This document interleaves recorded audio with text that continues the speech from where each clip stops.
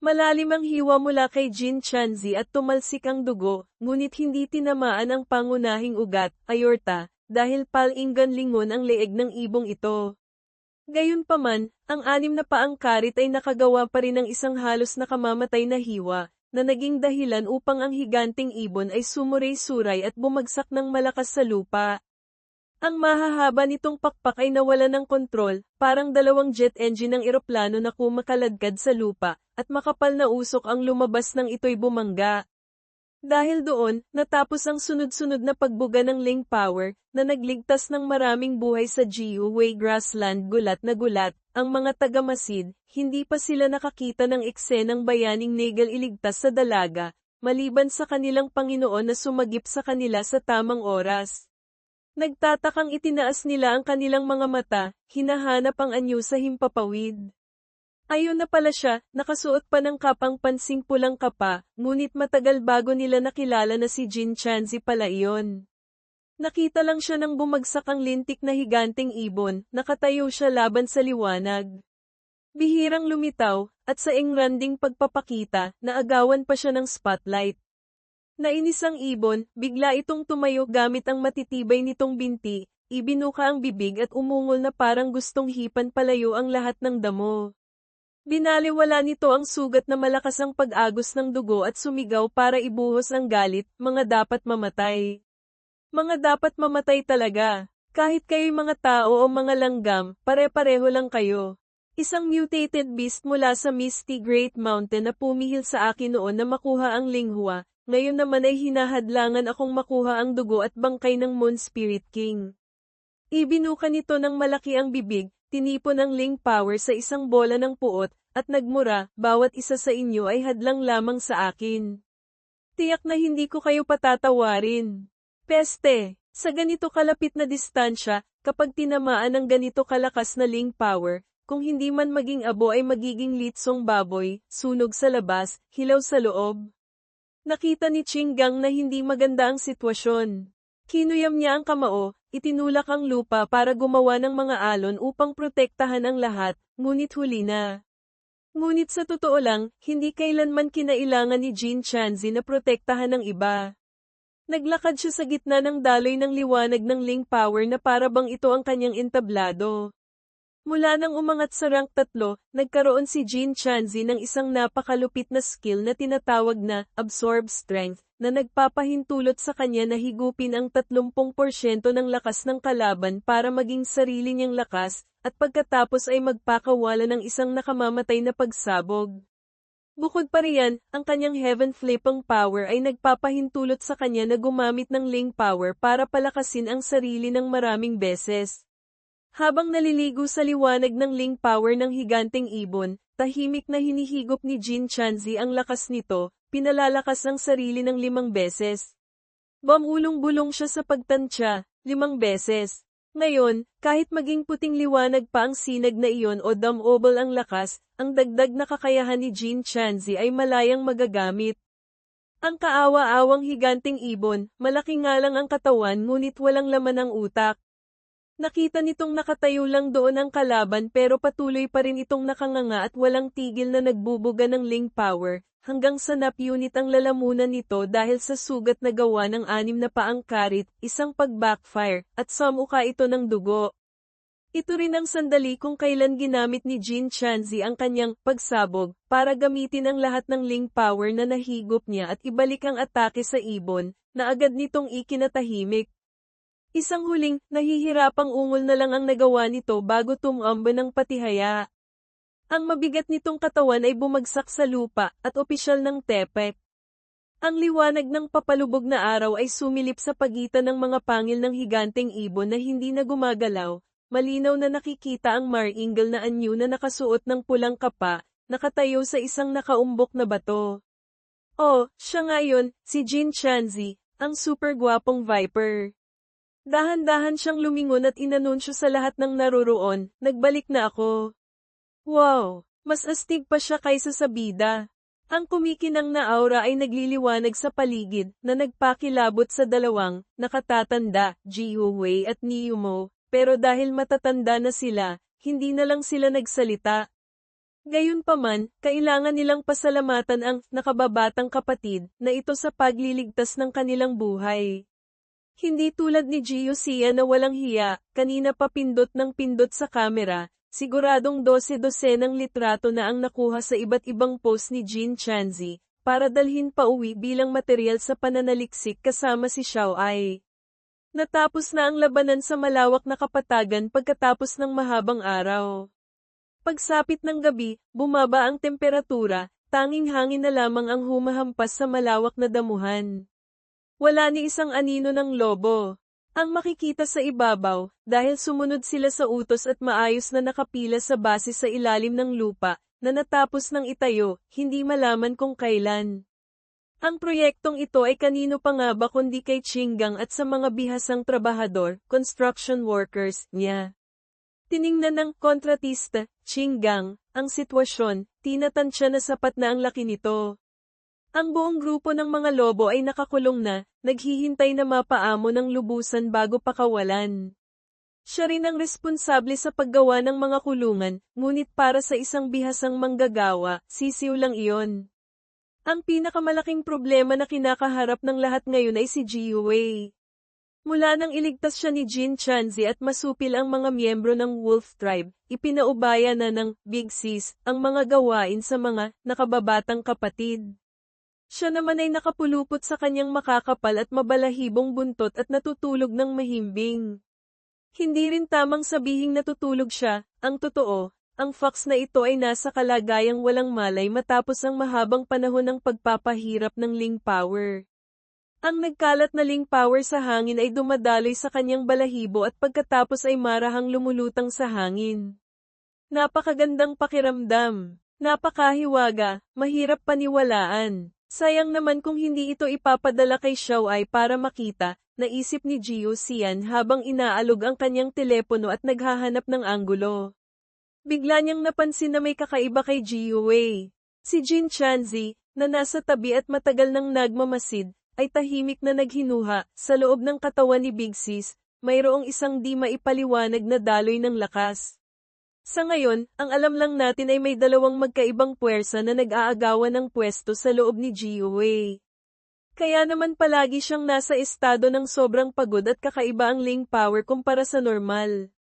Tiningnan ni Niu Mao ang kanyang kapatid na si Gio Xian, na walang tigil sa pagvideo at pagkuha ng litrato na para bang si Gio Wei ay isang parke na may light festival.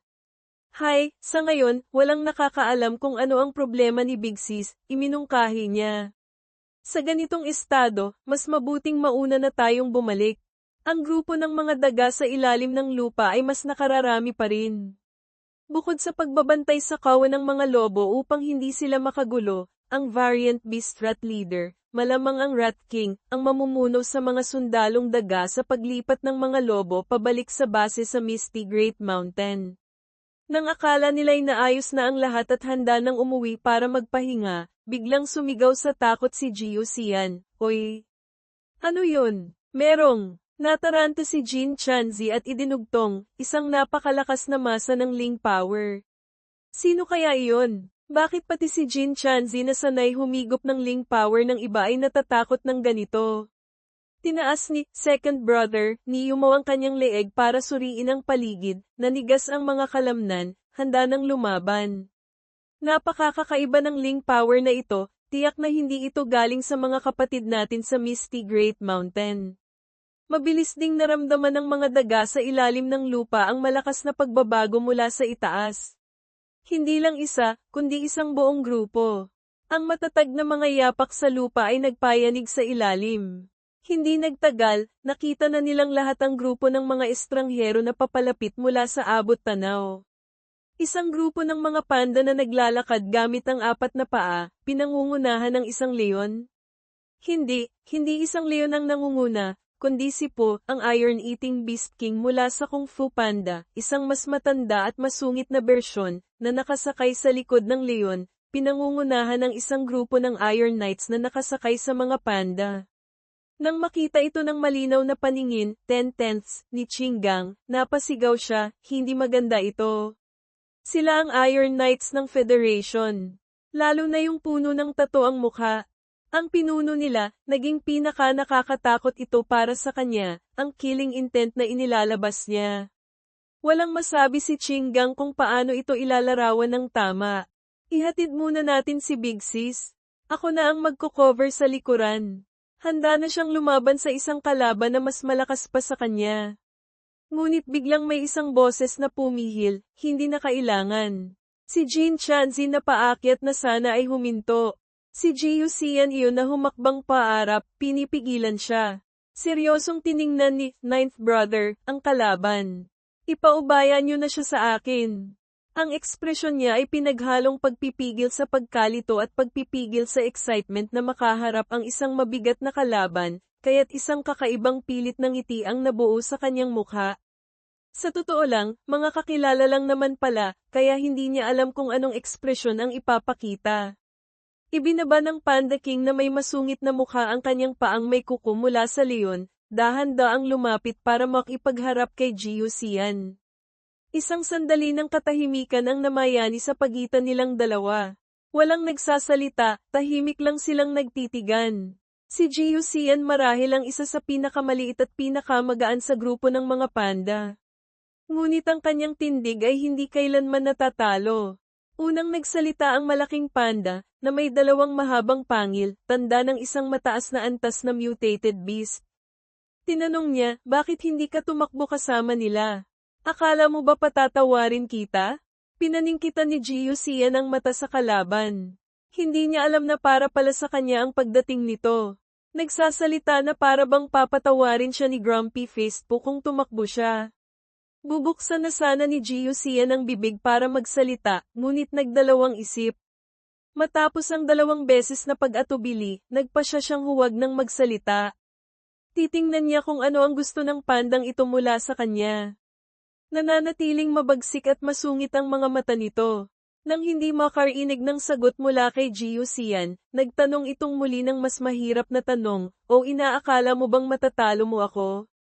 Nagsimulang malito si Jiu Xian. Naghahanda na sana siyang makipaglaban, pero ang dami ng kalaban. Hinaplos-haplos niya ang kanyang ulong basang-basa ng pawis. Tinanong ni Jiu Xian, kung talagang kailangan mong isipin ng ganyan. Kung gayon, tama nga iyon. Tila nagalit sa sagot na iyon, ipinakita ng malaking panda ang kanyang mga ngipin, at isang malalim at magaspang na boses ang lumabas, lumaki ka na pala, ano? Natuto ka ng sumagot? Kahit magkaparehong lahi ng panda, ang isang ito na puno ng tato ay ang hari ng Iron-Eating Beast Clan, isa sa mga haligi ng lakas ng Federation. 2 taon na ang nakalipas, mag-isa niyang pinasuko ang isang higanting halimaw na nagbanta sa kaligtasan ng Federation. Dahil pa nga sa labanang iyon, halos mapatag ang isang Forbidden Land. Salamat din sa labanang iyon, malinaw na naunawaan ng buong mundo ang kanyang hindi kapani-pani walang lakas. Siyempre, itinaas din ito ang kanyang katayuan. Bukod sa pagkakaroon ng isang hukbo ng Iron Knights na nag-e-escort sa kanya, malaya siyang makapag-utos sa kanila na, umurong muna kayo. Isang malakas at malinaw na, opo, ang isinagot ng mga ito at agad na sumunod sa utos. Kaya't ang naiwan na lang sa puwang ay ang maliit na si Jiu Xian at ang pinuno ng puwersa ng Federation. Mas gusto itong tawagin ni Panda King na isang digmaang sibil sa loob ng angkan, na tanging 2 lalaking ito lamang ang makakalutas. Muling nagsalita ng may awtoridad ang Panda King, bago kita labanan, may gusto akong itanong sa iyo. Noong nakaraan sa Yetsenir City, yung babaeng iniligtas mo, si Xiao Ai, anong kaugnayan niya sa iyo? Ha? Anong klasing tanong iyon na walang kaugnayan? Natigilan si Jiu Xian. Ang relasyon nila ni Xiao Ai ay kitang-kita naman, alam ng lahat. Tapos itong lolo, na ito ay nagtatanong pa, at sa seryosong tono pa. Nang hindi makatanggap ng sagot mula kay Jiu Xian, tila nabaliw ang Panda King. Naglabas ng madilim at nakakatakot na aura ang buong katawan niya. Mariin niyang tinanong ang pinaka-importanteng tanong, girlfriend mo ba siya?